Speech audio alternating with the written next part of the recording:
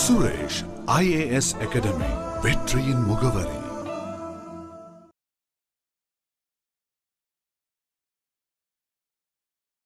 தோழர்களே, நேற்றைய வகுப்பில் நம்ம directive principles of state policy அதனுடைய இன்ட்ரொடக்ஷன் பார்த்தோம்.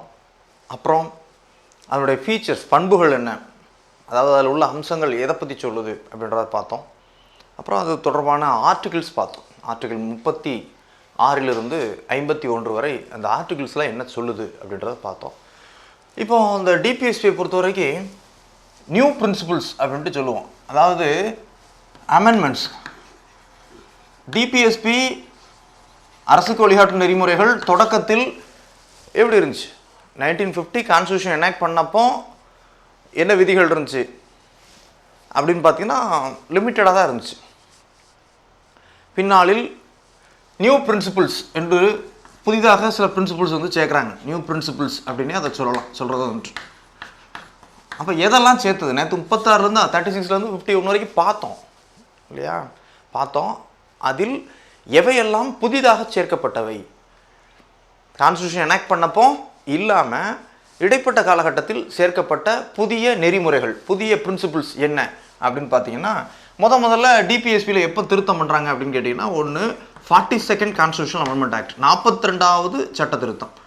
42nd கான்ஸ்டியூஷனல் அமெண்ட்மெண்ட் ஆக்ட், 42வது சட்ட திருத்தம். இதில் என்னெல்லாம் சேர்த்தாங்கன்னா, ஒரு 4 விதிகளை புதிதாக சேர்த்தாங்க. என்ன அப்படின்னு கேட்டிங்கன்னா, ஒன்று ஆர்டிகிள் 39 வித்தின் பிராக்கெட் எஃப்னு சொல்லலாம். என்னன்னு கேட்டிங்கன்னா, ஹெல்த்தி டெவலப்மெண்ட் ஆஃப் சில்ட்ரன் அப்படின்ட்டு சொல்லலாம். ஹெல்த்தி டெவலப்மெண்ட் ஆஃப் சில்ட்ரன், குழந்தைகள் சுகாதாரமான வசதி வாய்ப்புகளுடன் வளர வேண்டும், தடுப்பூசிகள் போட்டு வளரணும், நோய் எதிர்ப்பு சக்தியுடன் வளரணும், ஊட்டச்சத்து மிக்கவர்களாக வளரணும், அதற்கான வழிவாய்ப்புகளை அரசாங்கம் செய்து தர வேண்டும் அப்படின்ற ஒன்று. இது எப்போ சேர்க்குறாங்கன்னா 42nd கான்ஸ்டியூஷனல் அமெண்ட்மெண்ட் ஆக்டில் சேர்க்குறாங்க. இது ஒன்று. சரியா? 2 ஆர்டிகிள் 39A பார்த்தோம் இல்லையா? 39A 39ல் உள்ள ஒரு பிரிவு கூடுதலாக சேர்த்தோம். இது 39A என்பது தனிப்பிரிவு, தனி விதி. என்ன பார்த்தோம்? ஈக்குவல் ஜஸ்டிஸ், சமநீதியும், equal justice and free legal aid, free legal aid, இலவச சட்ட உதவியும். சரியா? இதுவும் எப்போ சேர்க்கப்பட்டது தான்? இதுவும் 42nd கான்ஸ்டியூஷனல் அமெண்ட்மெண்ட் ஆக்டில் சேர்க்கப்பட்டது தான். இனிஷியலாக directive principles of state policy ஆரம்பிக்கப்பட்ட போது, அரசியலமைப்பு தொடங்கப்பட்ட போது இந்த அம்சங்கள் இல்லை, புதிதாக சேர்க்கப்பட்டது. சரியா?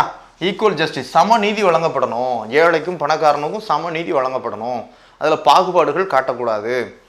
ஏழைக்கு ஒரு வழக்கில் வாதாடுவதற்கு வழக்கறிஞர் உதவி தேவை, சட்ட உதவி தேவை எனில் அரசாங்கமே அதனை ஏற்பாடு செய்து தர வேண்டும் அப்படின்ட்டு அரசுக்கு வழிகாட்டுறாங்க. எப்போ? 42nd கான்ஸ்டியூஷனல் அமெண்ட்மெண்ட் ஆக்ட் எந்த வருஷம்? 1976. அப்போ இதெல்லாம் புதிதாக சேர்க்கப்பட்டது. ஆண்டு 1976. 3வது விஷயம் என்னது அப்படின்னு கேட்டிங்கன்னா, ஆர்டிகிள் 43A ஒர்க்கர்ஸ் பார்ட்டிசிபேஷன், தொழிலாளர்கள் நிர்வாகத்தில் பங்கு பெற வேண்டும். ஒர்க்கர்ஸ் பார்ட்டிசிபேஷன் எங்கே பார்ட்டிசிபேஷன் பண்ணுறாங்க? இன் மேனேஜ்மெண்ட், நிர்வாகத்தில் தொழிலாளர்கள் பங்கேற்பு, நிர்வாகத்தில் தொழிலாளர்கள் பங்கேற்பு, ஒர்க்கர்ஸ் பார்ட்டிசிபேஷன் இன் மேனேஜ்மெண்ட். அதையும் சேர்த்துருங்கப்பா அப்படின்ட்டு இதில் சேர்க்குறாங்க. 3வது விஷயம். 4வது விஷயம் டி எப்போ சேர்க்குறாங்க அப்படின்னு கேட்டிங்கன்னா, ஆர்டிகிள் 48A சேர்த்துருக்காங்க. நம்ம பார்த்தோம், protection of environment, protection of environment, சுற்றுச்சூழலை பாதுகாத்தல், environment and safeguard forest and wildlife எல்லாமே சேர்த்தது இதுதான். வைல்ட் லைஃப் அண்ட் ஃபாரஸ்ட் அதையும் பாதுகாக்கணும் அப்படின்ட்டு சொல்கிறாங்க. வனவிலங்குகளை பாதுகாக்கணும், காடுகளை பாதுகாக்கணும், சுற்றுச்சூழலை பாதுகாக்கணும் அப்படின்னு சொன்னதும் எப்போ தான்? 42nd கான்ஸ்டியூஷனல் அமெண்ட்மெண்ட் ஆக்டில் தான். அப்போ தொடக்கத்தில் இந்த விதிகள் டிபிஎஸ்பியில் இருந்ததா அப்படின்னா எப்போ? 1950 இந்த விதிகள்லாம் டிபிஎஸ்பியில் இருந்துச்சானா? இல்லை. முதன்முறையாக அரசுக்கு வழிகாட்டு நெறிமுறைகள் எப்போது திருத்தப்பட்டது? 1976 என்ன சட்ட திருத்தம் வாயிலாக? 42வது சட்ட திருத்தம் வாயிலாக. அப்போது எத்தனை அம்சங்கள் புதிதாக சேர்க்கப்பட்டது? 4 அம்சங்கள் புதிதாக சேர்க்கப்பட்டது. அதாவது 4 விதிகள் புதிதாக சேர்க்கப்பட்டது. 39F healthy development of children, 39A free justice, so equal justice and free legal aid, இலவச சட்ட உதவி, சம நீதி ஆகியவை சேர்க்கப்பட்டது. தொழிலாளர்கள் நிர்வாகத்தில் பங்கேற்பது, that is article 43A workers participation in management. கடைசியாக 48A protection of environment and safeguard wildlife and forest. So அப்போ சுற்றுச்சூழலை பாதுகாத்தல் என்ற விதியும் 48A பிரிவு புதிதாக இணைக்கப்பட்டது தான். எப்போது? 42வது சட்ட திருத்தம் 1976. 42ல் திருத்தினாங்க. அடுத்து 2வது திருத்தம் எப்போ பண்ணுறாங்க அப்படின்னா அடுத்த 2 வருஷத்தில் 44th கான்ஸ்டியூஷனல் அமெண்ட்மெண்ட் ஆக்ட், 44வது சட்ட திருத்தம் ஆண்டு 1978. இதில் என்னெல்லாம் சேர்க்குறாங்க அப்படின்னா ஒரே விஷயம் தான் சேர்க்குறாங்க. ஆர்டிகிள் 38A கூடுதலாக 38ல் கூடுதலாக ஒரு அமெண்ட்மெண்ட் மட்டும் பண்ணுறாங்க.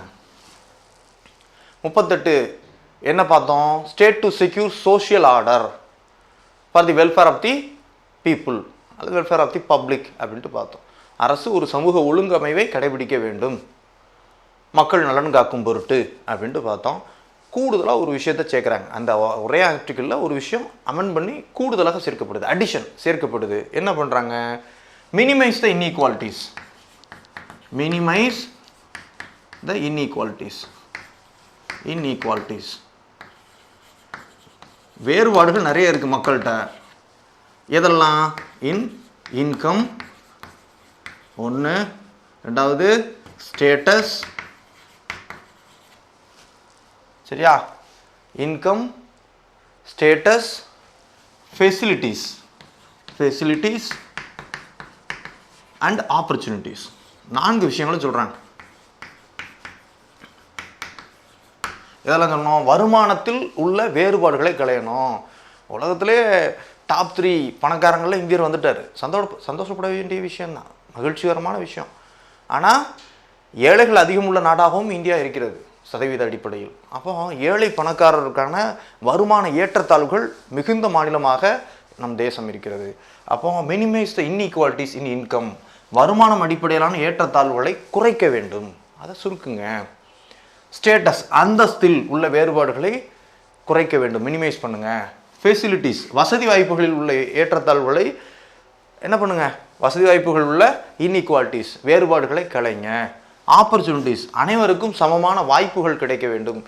ஒரு அரசு பணியாகட்டும், ஒரு தொழிலை தேர்வு செய்வதாகட்டும், அனைவருக்கும் சமமான வாய்ப்புகள் கிடைக்க வேண்டும் அப்படின்றதையும் எப்போ தான் சேர்க்குறோம்? 44th கான்ஸ்டியூஷனல் அமெண்ட்மெண்ட் ஆக்ட் 1978 சேர்க்குறோம். ஏற்கனவே 38 ஆர்டிகிள் 38 ஏற்கனவே ஒன்று தான் இருக்குது, சரியா?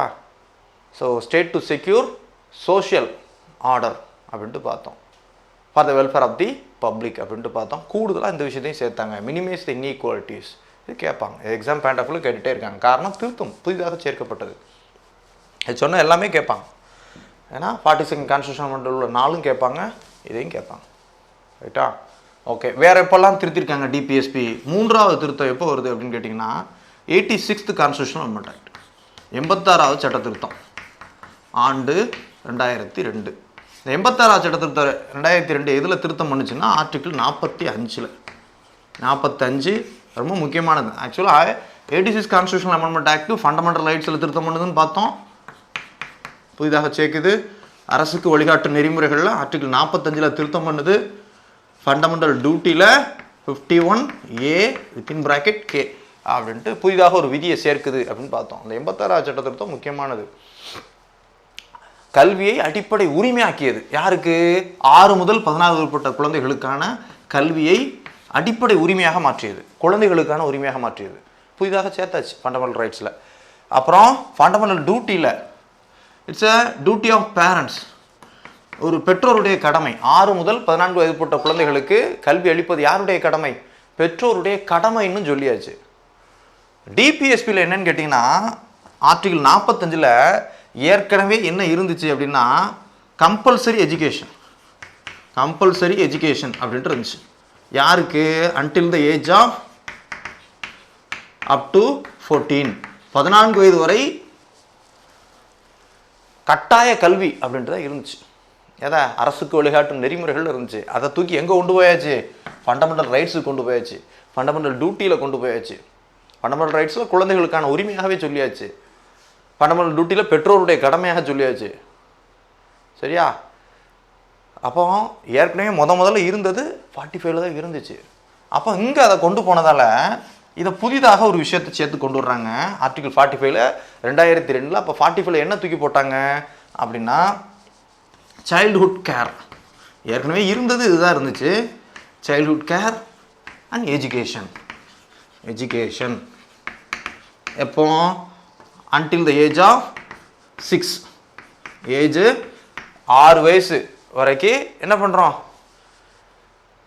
முன் ஆரம்ப குழந்தை பருவ பராமரிப்பு மற்றும் முன் ஆரம்ப கல்வி, ப்ரீநேட்டல் எஜுகேஷன் அப்படின்ட்டு சொல்லுவோம். அப்போ இதை இங்கே கொண்டு வந்து சேர்த்தாச்சு. அப்போ 6 வயசுலேருந்து 14 வயசு வரைக்கும் பள்ளிக்கூடத்தில் படிப்பது குழந்தையுடைய உரிமை, அதை படிக்க வைப்பது பெற்றோருடைய கடமை. சரியா? அப்போ 6 வயசு கீழே உள்ள குழந்தைகள் இருக்குது, பெற்றோர் வேலைக்கு போகிறாங்க, கூலி வேலைக்கு போகிறாங்க, விவசாய பணிகளுக்கு போகிறாங்க. இப்போ பிள்ளைகளை யார் பார்த்துக்கிறது அப்படின்னா அதற்காக தான் அங்கன்வாடி மையங்களை ஏற்படுத்தலாம். சரி, ஐசிடிஎஸ் ஸ்கீம்னு இருக்குது, பார்த்தோம். அப்போ குழந்தை பருவ பராமரிப்புக்கென்றும் அரசு வசதி வாய்ப்புகளை ஏற்படுத்த வேண்டும். அவருடைய முன் ஆரம்ப கல்வி, ஊட்டச்சத்து, சுகாதாரம், குழந்தை வளர்ப்பு போன்ற விஷயங்களுக்கும் அவங்க நடவடிக்கை எடுக்கணும் அப்படின்ட்டு ஆர்டிகிள் 45 மாற்றி விட்டாச்சு. முதல்ல இருந்தது கட்டாய கல்வி அப்படின்றது இருந்துச்சு 14 வயது வரை. இப்போ அதை அடிப்படை உரிமைக்கே கொண்டு போயாச்சு. அப்போ இங்கே என்ன பண்ணலாம் அப்படின்ட்டு இப்படி மாற்றி விட்டாங்க. 6 வயது வரையிலான குழந்தைகளுக்கான அந்த முன் ஆரம்ப கல்வியும் குழந்தை பருவ பராமரிப்பையும் 45 சொல்லுது. கொண்டு வந்த சட்ட திருத்தம் 86வது சட்ட திருத்தம், 86th கான்ஸ்டிடியூஷனல் அமெண்ட்மெண்ட் ஆக்ட், ஆண்டு 2002. கடைசியாக 4வது ஒரு திருத்தம், 4வது முறை டிபிஎஸ்பி திருத்தம் செய்யும் போது என்ன விதி அப்படின்னு கேட்டிங்கன்னா 97th கான்ஸ்டிடியூஷனல் அமெண்ட்மெண்ட் ஆக்ட், 97வது சட்ட திருத்தம் 2011. 97th கான்ஸ்டிடியூஷனல் அமெண்ட்மெண்ட் ஆக்ட் என்ன சொல்லுது? 97th constitutional amendment act promotion of cooperative societies, கூட்டுறவு சங்க மேம்பாடு, cooperative societies, promotion of cooperative societies, கூட்டுறவு சங்க மேம்பாடு அப்படின்ட்டு சொன்னாங்க. கூட்டுறவு சங்கங்களுக்கு கான்ஸ்டிடியூஷனல் பொசிஷன் கொடுத்தது. சரியா? கொடுத்துட்டு டிபிஎஸ்பிலே ஒரு வார்த்தை சொன்னாங்க, கூட்டுறவு சங்க மேம்பாடு. என்ன ஆர்டிக்கிள்? ஆர்டிக்கிள் 43B, 43B, 43Bல கொண்டு வந்து சேர்க்குறாங்க. என்னெல்லாம் விஷயம் சொல்கிறாங்க அப்படின்னு கேட்டிங்கன்னா, கூட்டுறவு சங்கங்கள் என்ன பண்ணணும்? கூட்டுறவு சங்கங்களை பொறுத்த வரைக்கும் வாலண்டரி ஃபார்மேஷன் அப்படின்னு சொல்லுவோம். ஆர்டிகிள் 43Bல சொல்கிறாங்க, கூட்டுறவு சங்கங்களில் ஒரு 4 விஷயம் சொல்லுவாங்க. Voluntary formation, voluntary formation. ரெண்டாவது ஆட்டோனமஸ் ஃபங்க்ஷனிங், ஆட்டோனமஸ் ஃபங்க்ஷனிங் ரெண்டாவது. மூணாவது voluntary formation, autonomous functioning, democratic control, democratic control, professional management, professional management அப்படின்ற ஒரு 4 விஷயங்களை சொல்லியிருப்பாங்க. இப்போ கூட்டுறவு சங்கங்களை தோற்றுவிச்சு எப்படி தோற்றுவிக்கணும்? அவர்கள் தாமாக முன்வந்து துவக்கும் அளவு வாலண்டரி ஃபார்மேஷனாக இருக்கும். மக்கள், கூட்டுறவு சங்கத்தினுடைய உறுப்பினர்கள் யார்? மக்கள் தான். மக்களே கூட்டுறவு சங்கங்களை தாமாக முன்வந்து துவக்க ஊக்குவிக்க வேண்டும், வாலண்டரி ஃபார்மேஷன். ரெண்டாவது, கூட்டுறவு சங்கங்கள் அரசியல் தலையீடுகள் இன்றி, நிர்வாக தலையீடு இன்றி தன்னாட்சி மிக்க அமைப்புகளாக செயல்பட வேண்டும், ஆட்டோனமஸ் ஃபங்க்ஷனிங். மூன்றாவது டெமோக்ராட்டிக் கண்ட்ரோல், மக்களாட்சி, மக்களால் கட்டுப்படுத்தக்கூடியதாக இருக்கணும், டெமோக்ராட்டிக் கண்ட்ரோல் தான் இருக்கணும். அரிஸ்டோக்ராட்டிக் கண்ட்ரோலோ வேறு எந்த கட்டுப்பாடுகளோ இருக்கக்கூடாது. நான்காவது ப்ரொஃபஷனல் மேனேஜ்மெண்ட். சரியா? ஒரு திறன்மிக்க ஒரு நிர்வாகம். சரியா? தொழில் திறன்மிக்க நிர்வாகத்தன்மை கொண்டதாக ஒரு ப்ரொஃபஷனலாக அது இயங்கணும் அப்படின்ட்டு டிபிஎஸ்பியில் ஆர்டிக்கிள் 43Bல புதிதாக சேர்க்கப்பட்டிருக்கு. இது எப்போ? 97th constitutional amendment act 2011. கூட்டுறவு சங்கங்களுக்கு அந்த கான்ஸ்டிடியூஷனல் பொசிஷன் கொடுத்த சட்ட திருத்தம், அரசியலமைப்பு அந்தஸ்து கொடுத்த சட்ட திருத்தம் 97வது சட்ட திருத்தம் 2011. இதுலையும் என்ன பண்ணியிருக்காங்க? டிபிஎஸ்பிலையும் ஆர்டிகிள் 43B அப்படின்ற ஒரு விஷயத்தை சேர்த்துருக்காங்க. சரியா? 43A 42nd constitutional amendment act, 43B 97th constitutional amendment act. அப்போ இதான் திருத்தப்பட்ட விஷயங்கள். எக்ஸாம் பாயிண்ட் ஆஃப் வியூ இது முக்கியமானது தான். பாருங்கள், டிபிஎஸ்பி இதுவரை அரசியலமைப்பு திருத்தச் சட்டம் மூலமாக எத்தனை முறை திருத்தப்பட்டிருக்குன்னா 4 முறை திருத்தப்பட்டிருக்கு. திருத்தத்தின் போது சேர்க்கப்பட்ட அல்லது திருத்தப்பட்ட விதிகள் என்ன அப்படின்னா article 39 healthy development of children. So அப்போ 42வது முறை திருத்தும் போது தான் முதன்முறையாக டிபிஎஸ்பியில் கை வைக்கிறாங்க. எந்த ஆண்டு? 1976. அதில் சேர்க்கப்பட்ட விஷயங்கள் ஹெல்த்தி டெவலப்மெண்ட் ஆஃப் சில்ட்ரன். சரியா, குழந்தைகளுடைய சுகாதார மேம்பாடு விதி 39 எஃப் வித்தின் ப்ராக்கெட் எஃப். அடுத்து 39A equal justice and free legal eight, சம நீதியும் இலவச சட்ட உதவியும் 39A. அடுத்து 43A workers participation in management, நிர்வாகத்தில் தொழிலாளர்களுடைய பங்களிப்பு. அடுத்து 48A protection of environment and safeguard wildlife and forest, இது 48A சேர்க்கப்பட்டிருக்கு.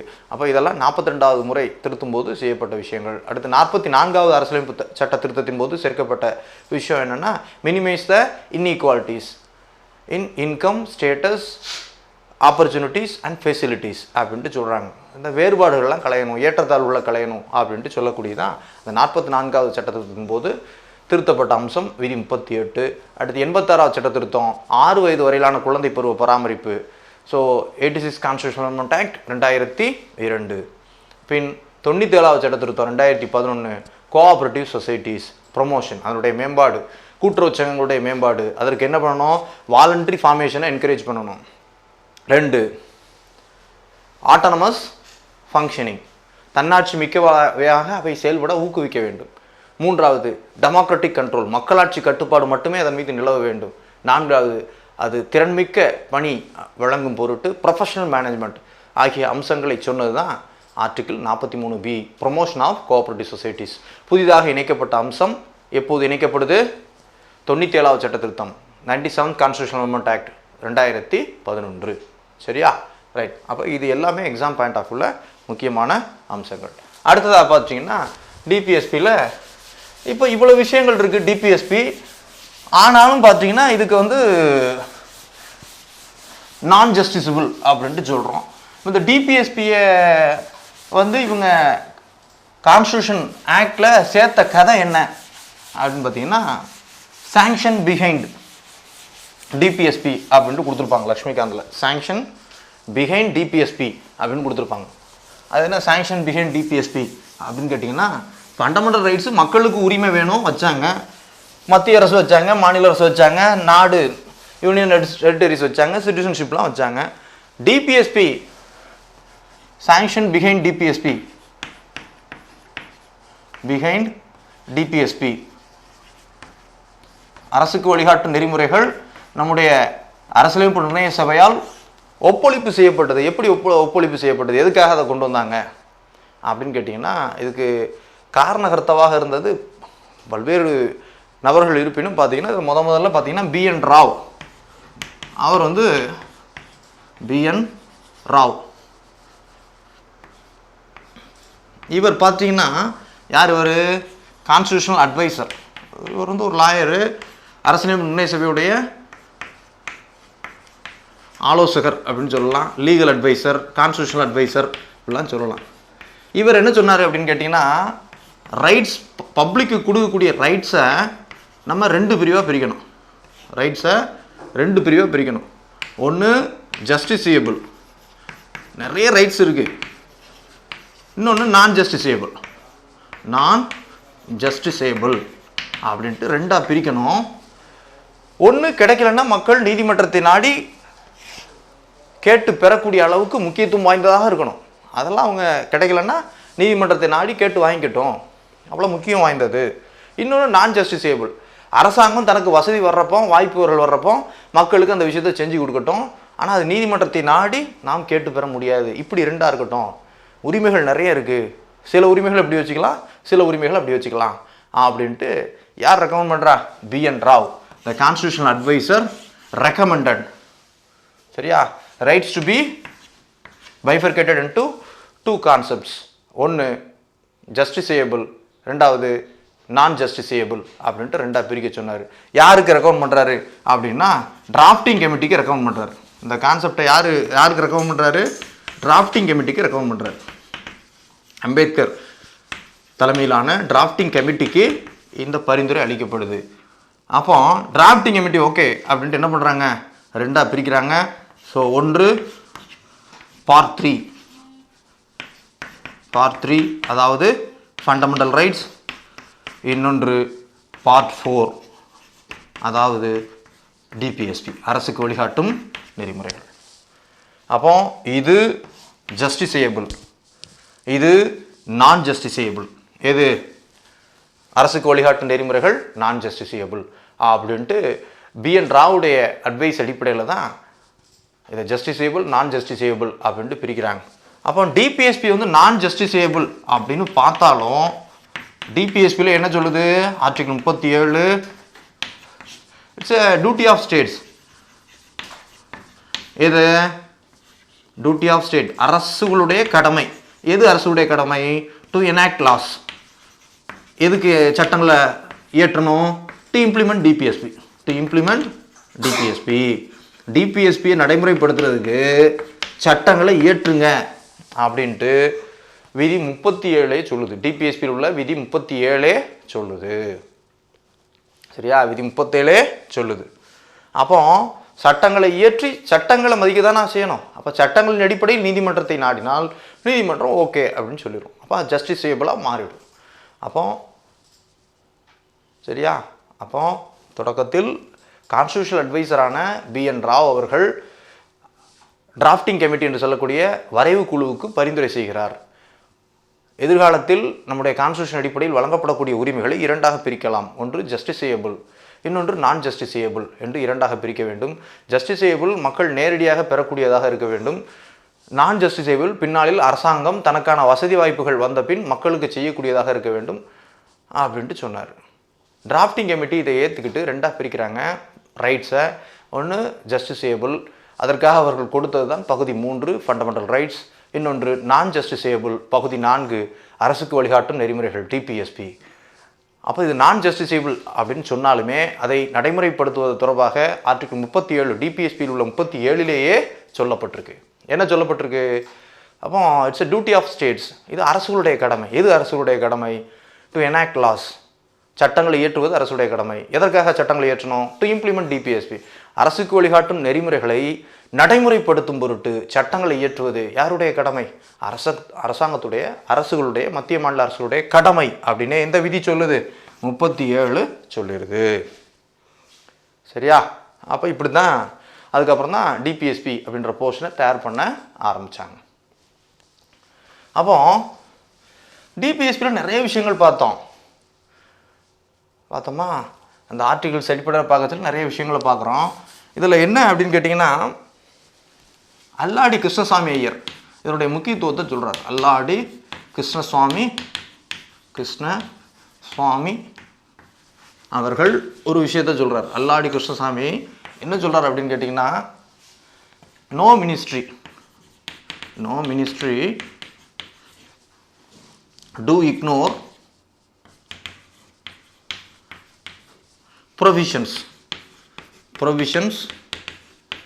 in part 4. பகுதி 4 உள்ள விதிகளை எந்த ஒரு அமைச்சர்களும் புறக்கணிக்க மாட்டார்கள் அப்படின்ட்டு சொல்றார். Light heartedly to ignore the provisions in part 4 அப்படின்ட்டு யார் சொல்றா, ஏன்னா அவ்வளோ விஷயங்கள் இருக்கு.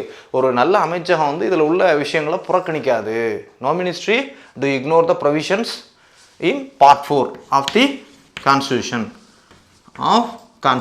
அப்படின்ட்டு யார் சொல்றா, அல்லாடி கிருஷ்ணசாமி ஐயர் சொல்றார், ஐயங்கார் சொல்றார். சரி, இதே மாதிரி டாக்டர் B.R. அம்பேத்கர் அவர்களும் சொல்றாங்க. B.R.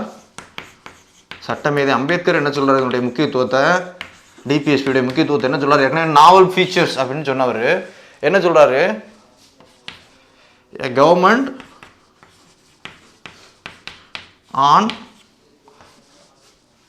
a government rest on public vote.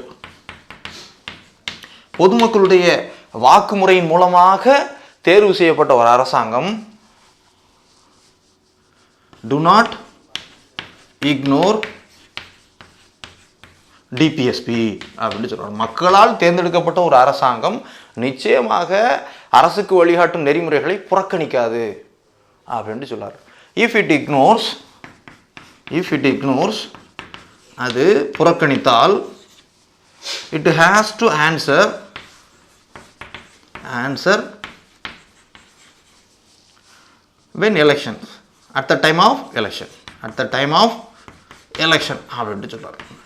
Election போது அதற்கு அவங்க பதில் சொல்ல வேண்டியிருக்குமையா அப்படின்ட்டு அண்ணல் அம்பேத்கர் சொல்கிறார். என்ன சொல்கிறார் பாருங்க, மக்களால் தேர்ந்தெடுக்கப்பட்ட ஒரு அரசாங்கம், a government rests on public vote, பொதுமக்களுடைய வாக்குகள் மூலமாக தேர்ந்தெடுக்கப்பட்ட ஒரு அரசாங்கம் நிச்சயமாக அரசுக்கு வழிகாட்டும் நெறிமுறைகளை புறக்கணிக்காது. அவ்வாறு அது புறக்கணித்தால் it has to answer at the time of elections. அப்போ தேர்தல் காலத்தில் அது அதற்கு உரிய விலையை கொடுக்க வேண்டியிருக்கும். அது அந்த பிரச்சனைகளை ஃபேஸ் பண்ண வேண்டியிருக்கும். ஏன்னா அவ்வளவு மக்களுக்கு நல்ல விஷயங்கள் எதில் இருக்குது, டைரக்டிவ் பிரின்சிபிள்ஸ் ஆஃப் ஸ்டேட் பாலிசியில் இருக்குது அப்படின்ட்டு அண்ணல் அம்பேத்கர் அவர்கள் சொல்கிறாங்க. அப்போ ரெண்டு பேரும் கான்ஸ்டியூஷன் அசம்பிளியில் இதை சொல்கிறது. சரியா, a government rests on public vote, do not ignore the DPSP. If it ignores, it has to answer at the time of elections அப்படின்ட்டு யார் சொல்கிறா, அம்பேத்கர் சொல்கிறாரு. அதே மாதிரி அல்லாடி கிருஷ்ணசாமி அவர்களும் என்ன சொல்கிறாங்க, no ministry to ignore the provisions in part 4 of our constitution அப்படின்ட்டு யாருன்னு சொல்கிறா, அல்லாடி கிருஷ்ணசாமி ஐயர்னு சொல்கிறாரு, ஐயங்கார். சரி, ஓகே. அப்போ இப்படி தான் டிபிஎஸ்பி கான்ஸ்டியூஷனல் அசம்பிளியில் பேசி உள்ளே கொண்டு வந்து வச்சாங்க. இப்படி வச்சவங்க ஜஸ்டிஸேபிளாகவே வச்சுருக்கலாமே, லீகலி என்ஃபோர்ஸபிளாகவே வச்சுருக்கலாமே, ஏன் வைக்கலை அப்படின்னா, ஃபண்டமெண்டல் ரைட்ஸை ஜஸ்டிஸேபிளாக வச்ச இந்திய அரசு விடுதலைக்கு பின் இதை ஏன் வைக்கலை? சரியா, ஃபண்டமெண்டல் ரைட்ஸை கட்டாயம் மக்கள் கேட்கக்கூடியதாக வச்சவங்க டிபிஎஸ்பி ஏன் வைக்கலை அப்படின்னா, டிபிஎஸ்பியை நான் ஜஸ்டிஸேபிளாக இவர்கள் வைத்திருப்பதற்கான காரணம் என்ன அப்படின்னு கேட்டிங்கன்னா, டிபிஎஸ்பி நிறைய விஷயங்களை கொண்டிருக்கு. அதை செயல்படுத்துறதுக்கு டிபிஎஸ்பி நாட் இம்ப்ளிமெண்டட் ஆர் நான் ஜஸ்டிஸேபிள் அப்படின்ற நேச்சரில் இருக்குது. உடனடியாக செயல்படுத்த முடியாத சூழலில் நம்முடைய அரசாங்கம் இருந்துச்சு. அட் 1950 நம்மகிட்ட ஃபண்ட்ஸே இல்லை, இன்சஃபிஷியன்ட் ஃபண்ட்ஸ். டிபிஎஸ்பியை கட்டாயமாக செயல்படுத்தக்கூடிய அளவுக்கு நம்மகிட்ட பணம் இல்லை, எல்லாத்தையும் சுரண்டிட்டு போயாச்சு. ஆங்கிலேயர்கள் நம்மிடம் உள்ள ஆதாரங்களை, வருவாய் ஆதாரங்களை ஃபுல்லாக சுரண்டிட்டு போயிட்டாங்க. சரியா, இல்லைன்னா டிபிஎஸ்பியும் ஜஸ்டிஸேபிளாக வச்சுருப்பாங்க. எல்லா திட்டங்களையும் அப்போவே விடுதலைக்கு பின்னாலேயே அரசாங்கம் செயல்படுத்த ஆரம்பிச்சிருக்கோம். டிபிஎஸ்பியில் சொல்லப்பட்ட அவ்வளோ விஷயங்களையும் செயல்படுத்துவதற்கு தொடக்கத்தில் அரசாங்கத்திடம், இந்திய அரசிடம் பணம் இல்லை, போதிய நிதி ஆதாரங்கள் இல்லை. அதனால தான் தொடக்கத்தில் செயல்படுத்தலை. 2, இந்தியா வேஸ்ட் டைவர்சிட்டி. இந்தியாவில் ஒரே இன மக்கள் இல்லை. சரியா, டிபிஎஸ்பியை செயல்படுத்தணும் அப்படின்னா ஒரே இனமோ, ஒரே மொழியோ, ஒரே மதமோ கொண்ட மக்கள் இல்லை. யூனிட்டி இன் டிவர்சிட்டி, வேற்றுமையில் ஒற்றுமை என்பதுதான் இந்தியாவுடைய பண்பாடு. அனைத்து இன மக்களும் இருக்கிறாங்க. 1500க்கும் மேற்பட்ட மொழிகள் பேசக்கூடிய மக்கள் இருக்கிறாங்க இல்லையா? சரியா, இன்னொன்று மக்கள் பின்தங்கிய நிலையில் இருக்கிறாங்க. அவங்ககிட்ட போய் உங்களுக்கு எல்லாம் யூனிஃபார்ம் சிவில் கோட் அப்படின்னா ஏற்றுப்பாங்களா? ஏற்றுக்க மாட்டாங்க. ஒவ்வொருவரும் ஒரு நிலையை கொண்டிருக்காங்க, ஒவ்வொருவரும் ஒரு வருவாய் ஆதாரத்தை கொண்டிருக்காங்க, பல்வேறு மொழிகள், கலாச்சாரம், பண்பாடுகளை கொண்டிருக்காங்க. அவங்க அனைவருக்கும் பொதுவாக டிபிஎஸ்பியில் சில அம்சங்கள், பாதிப்பை தரக்கூடிய அம்சங்கள் இருக்குது. அதை செயல்படுத்தினா அவங்க ஏற்றுப்பாங்களா? ஏற்றுக்க மாட்டாங்க. முதல்ல பணம் இல்லை. அரசாங்கம் டிபிஎஸ்பியை செயல்படுத்த முனையாததற்கு முதற் காரணம் இன்சஃபிஷியன்ட் ஃபண்ட்ஸ் தான். சரியா, 2வது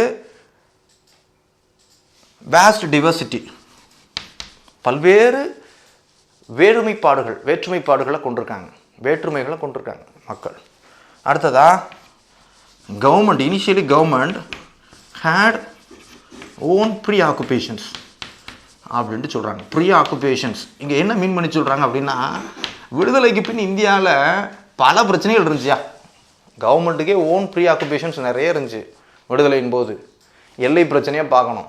அப்போ எல்லை பிரிச்சிருக்கோம், பிரச்சனைகள் இருந்துச்சு. ராக்லிஃப் லைனில் அகதிகள் வருகை இருந்துச்சு, ரெஃப்யூஜிஸ் இந்தியாவுக்கு வந்துட்டு இருக்காங்க, இங்கே உள்ள மக்கள் அங்கே போயிட்டுருக்காங்க, அந்த பிரச்சனை இருந்துச்சு. ஃபுட் ஸ்கேர்சிட்டி, உணவு பற்றாக்குறை இருந்துச்சு.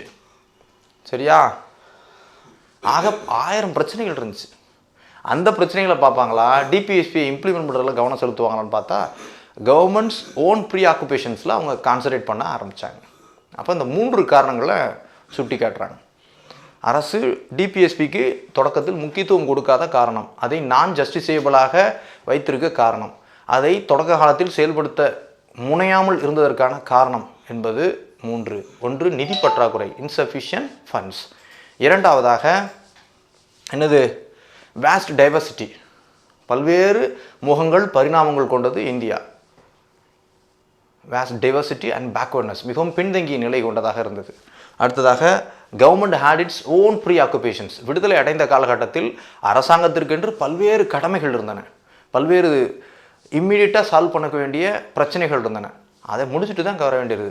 It needs time, it needed time, ஒரு குறிப்பிட்ட காலம் தேவைப்பட்டது. சரியா? அதுக்கப்புறம் தான் இதை பண்ண முடியும் அப்படின்ற முடிவுக்கு அரசாங்கம் வந்தாங்க. அதனால தான் டிபிஎஸ்பியை தொடக்கத்தில் நான் ஜஸ்டிசேபிளாக கொண்டு போய் வச்சாங்க. பின்னால் நிறைய சட்டங்கள் போட்டு டிபிஎஸ்பி செயல்படுத்த ஆரம்பிச்சாச்சு. இப்போ வந்துட்டு most of the DPSPs were got implemented. சரியா? அப்போ தொடக்கத்தில் செயல்படுத்தாமல் இருந்ததற்கும் நான் ஜஸ்டிசேபிளாக வைத்திருந்ததற்கும் இதுதான் காரணம். ஃபண்டமெண்டல் ரைட்ஸு பொலிட்டிக்கல் ரைட்ஸ் அதை கொடுத்துடலாம், ஆனால் இது சோஷியோ அண்ட் எக்கனாமிக் ரைட்ஸு. அப்போ இதை செயல்படுத்துறதுக்கு நிறைய ஃபண்டு தேவைப்பட்டது. ரைட் டு ஒர்க்கில் எல்லாருக்கும் கொடுக்க முடிஞ்சுதா? இன்றைக்கி வரையும் கொடுக்க முடியல. ஆண்டுக்கு 2 கோடி பேருக்கு வேலை வாய்ப்பு கொடுக்க முடியுமா? முடியல. அப்போது காரணம் நிதி ஆதார பற்றாக்குறை. சரியா? அடுத்த vast university, vast diversity and backwardness. அப்புறம் அரசாங்கத்துக்கு தொடக்கத்தில் பல்வேறு பணிகள் இருந்தது. Government had its own preoccupations. So it needed some time for implementing DPSP. அதனால தான் இதை சொல்கிறாங்க. ஸோ இது வந்து சாங்ஷன் பிஹைண்ட் டிபிஎஸ்பி அப்படின்ட்டு சொல்லுவாங்க. அடுத்த நம்ம பார்க்க போகிறது என்னென்னு கேட்டிங்கன்னா, கிளாசிஃபிகேஷன்ஸ் ஆஃப் டிபிஎஸ்பி. டிபிஎஸ்பியை வகைப்படுத்துகிறோம். ஆக்சுவலாக கான்ஸ்டியூஷனில் இப்படி வகைப்படுத்துகிறாங்களா அப்படின்னா இல்லை. இந்த அரசியலமைப்பு மேதைகளே வகைப்படுத்தி அதை பிரித்து சொல்கிறாங்க. கான்ஸ்டியூஷனில் வகைப்படுத்தலை. இப்போ என்னெல்லாம் வகைப்படுத்துகிறோம் அப்படின்னா, டைரக்டிவ் பிரின்சிபிள்ஸை பொதுவாக அதனுடைய நேச்சர், அதனுடைய இயல்பு அடிப்படையில் ஒரு 3 வகையாக பிரிக்கிறாங்க. ஒன்று என்ன அப்படின்னா சோசியலிஸ்டிக் பிரின்சிபிள்ஸ் அப்படின்ட்டு பேர், சமத்துவ நெறிகள் அப்படின்ட்டு தமிழில் சொல்லுவோம். இரண்டாவது காந்தியன் பிரின்சிபிள்ஸ், காந்திய நெறிகள் அப்படின்ட்டு சொல்கிறது உண்டு. மூன்றாவதாக லிபரல் அல்லது மாடர்ன் அண்ட் இன்டலெக்சுவல் பிரின்சிபிள்ஸ் அப்படின்ட்டு சொல்லுவாங்க. நவீன அல்லது தாராளமய அறிவு சார்ந்த நெறிமுறைகள், லிபரல் அண்ட் இன்டலெக்சுவல் பிரின்சிபிள்ஸ் அப்படின்ட்டு 3 இதாக பிரிக்கிறாங்க. ஒன்றுக்கொன்று முரண்பாடு கொண்டது தான். டிபிஎஸ்பியில் உள்ள விஷயங்களே நிறைய ஒன்றுக்கொண்டு முரண்பாடுகள் கொண்டதாக இருக்கும். ஆனால் எல்லாருடைய கருத்துக்களும் நம்ம ஏற்கனவே பார்த்தோம். வேஸ்ட் டைவர்சிட்டி அப்படின்ட்டு பார்த்தோம்.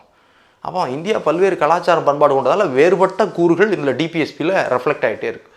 ஒன்று சோசியலிஸ்டிக் பிரின்சிபிள்ஸ் அப்படின்னா என்னென்னு கேட்டிங்கன்னா, சமத்துவ நெறிகள், சோசியலிசம் மற்றும் கம்யூனிசம் சார்ந்த நெறிகள், தொழிலாளர் உரிமைகளுக்காக, மக்கள் உரிமைகளுக்காக முன்வைக்கக்கூடிய விஷயங்கள் தான் சமத்துவ நெறிகளாக இருக்கும். அனைவரையும் சமமாக ட்ரீட் பண்ணக்கூடியதாக இருக்கும். வருமான ஏற்ற தாழ்வுகளை களையக்கூடியதாக சொல்லக்கூடிய நெறிகள் இது இருக்கும். குறிப்பாக பார்த்தீங்கன்னா 38 சமத்துவ நெறிகள், 39 சமத்துவ நெறி தான். அனைவருக்கும் சட்ட உதவி வேணும்னு கேட்குது. சரியா? அடுத்து 41 ரைட் டு ஒர்க்கு சொல்லுது, சமத்துவ நெறி தான். 42 சமத்துவ நெறி தான். 43 லிவிங் வேஜ் சமத்துவ நெறி தான். இதெல்லாம் சமத்துவ நெறிகள் தொடக்கத்தில் வருது.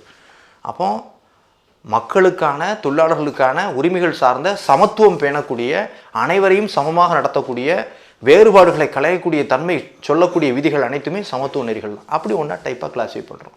ரெண்டாவது டைப்பு காந்தியன் பிரின்சிபிள்ஸ். காந்திக்கென்று விடுதலை சித்தாந்தம், விடுதலை சிந்தனை மட்டுமல்லாது பொருளாதார மற்றும் நிர்வாக சிந்தனைகளும் உண்டு. காந்திக்கென்று சில கொள்கைகள் உண்டு. அவர் கிராம ராஜ்யமே ராமராஜ்யம் என்ற கருத்தை கொண்டவர். அப்போ கிராமங்களில் தான் உண்மையான ஜனநாயகம் இருக்குதுன்னு நினைக்கிறார். அப்போ கிராம பஞ்சாயத்து, வில்லேஜ் பஞ்சாயத்தை உருவாக்குங்கன்னு சொன்னார். ஆர்டிகல் 40 பார்த்தோம். அது காந்தியுடைய பிரின்சிபல், அவருடைய வேண்டுகோள், அவருடைய சிந்தனைகளின் அடிப்படையில் முன்வைக்கப்பட்டதாக இதை நம்ம சொல்லலாம். 1. 2. Promotion of cottage industries, promotion of cottage industries article 43. சரியா? அது அவருடைய தான். அதுக்கப்புறம் 44, 45, 46 economic and education interest of SC ST. அட்டவணை மக்களுடைய பொருளாதார மற்றும் கல்வி மேம்பாடு, அது காந்தியுடைய கனவு. 47 ப்ரொஹிபிஷன் ஆஃப் லிக்கர், கல்லுண்ணாமை, அதை தடை செய்வது. சரியா, அது காந்தியுடைய பிரின்சிபல். அப்புறம் 48 ஸோ ப்ரொஹிபிஷன் ஆஃப் ஸ்லாட்டரிங் கவுஸ், பசுவதையை தடை செய்தல். இதெல்லாம் காந்திய சிந்தனைகளாக ஒத்துருக்கிறதால அப்படிப்பட்ட விஷயங்கள் சேர்க்கப்பட்டது. அடுத்த liberal and intellectual principles, uniform civil code, அது லிபரல் இன்டெலெக்சுவல் பிரின்சிபிள் தான். அப்புறம் modernisation of agriculture, article 48 liberalisation தான். அந்த லிபரல் அண்டு இன்டெலெக்சுவல் பிரின்சிபிள்ஸாக சொல்கிறது உண்டு. அப்புறம் 49 ப்ரொடெக்ஷன் ஆஃப் மோனுமெண்ட்ஸு, 50 நீதித்துறை நிர்வாகத்திலிருந்து பிரிக்கப்படுவது, 51 உலக அமைதி மற்றும் பாதுகாப்புக்கு இந்தியா பாடுபடுவது. இதெல்லாம் modern and liberal. So liberal and intellectual principles அப்படின்ட்டு சொல்கிறது. ஆக டிபிஎஸ்பியை பொதுவாக ஒரு 3 பிரிவுகளாக பிரிக்கிறாங்க. சரியா, அந்த 3 பிரிவுகள் நம்ம ஏற்கனவே ஆர்டிகிள்ஸ் பார்த்துட்டோம். 3 பிரிவுகளாக என்ன இருக்குது அப்படின்னு மட்டும் ஒரு லைட்டாக ஒரு வியூ போயிட்டு அடுத்த டாபிக்கு நம்ம போகலாம். ஓகேயா? சுரேஷ் IAS அகாடமி, வெற்றியின் முகவரி.